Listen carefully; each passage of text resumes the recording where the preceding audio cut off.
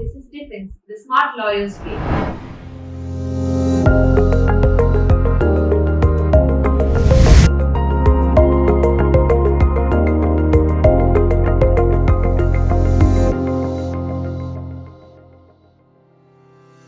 Section 45 of the Prevention of Money Laundering Act lays down the twin conditions for granting of a bail where an offence is punishable for a period of 3 years under the Part A of the Schedule of the Act.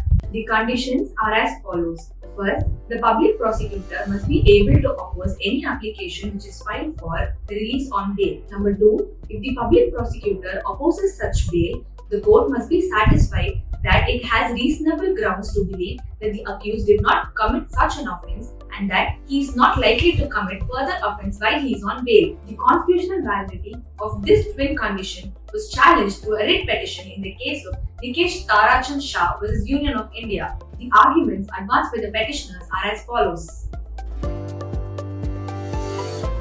The petitioner claims that combining heinous crimes under Part A with Part B offences is discriminatory, arbitrary, and in violation of Article 14 and 21 of the Constitution. A person will be punished for a crime under the Pmla Act of 2002 but won't be granted bail for a predicate crime in Part A of the schedule, which makes Section 45(1) of the Act arbitrary and unreasonable. Also, the threshold of 3 years or longer is clearly discriminatory and arbitrary and in violation of Article 14 of the Constitution.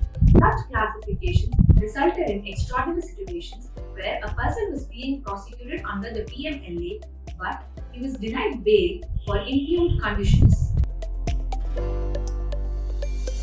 The respondents argued that the scheduled crimes and crimes under Section 3 and 4 of the Act should be read and combined together to form a complete code.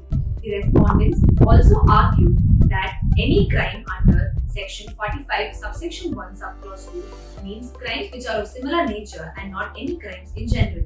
It was argued that the phrase "there exists a reasonable ground to believe that you are not guilty of the crime" under Section 45 ought to be interpreted in a way as it is the primary assessment of the court's reasonable culpability. The respondents assert that the conditions under Section 45, subsection 1, subclause 2 takes a different form when the bonus is granted for general crimes. In applying the rule of harmonious construction, Section 45 of the Act is irrefutable. It was based on Section 24 of the Pmla Act, which reverses the burden of proof. Now, let's move on to the precedents referred to in the case. In the case of Shaira Banu vs. Union of India and others, it was said that the Fundamental Rights chapter in the Indian Constitution is woven together with the notion of reasonableness. What is arbitrary is clearly unreasonable, which would violate Article 14 because it's against the rule of law. Hence, in the Nikesh Tarachand Shah case, the twin conditions laid under Section 45 of the Pmla was ruled to be unconstitutional. The court held that these conditions were in violation of Article 14 and 21 of the Constitution.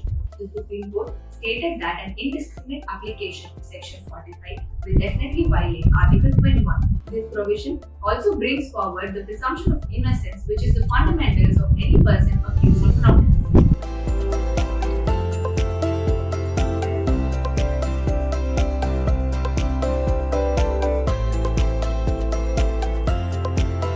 Thank you for your time. Stay tuned to Defense. Stay logified.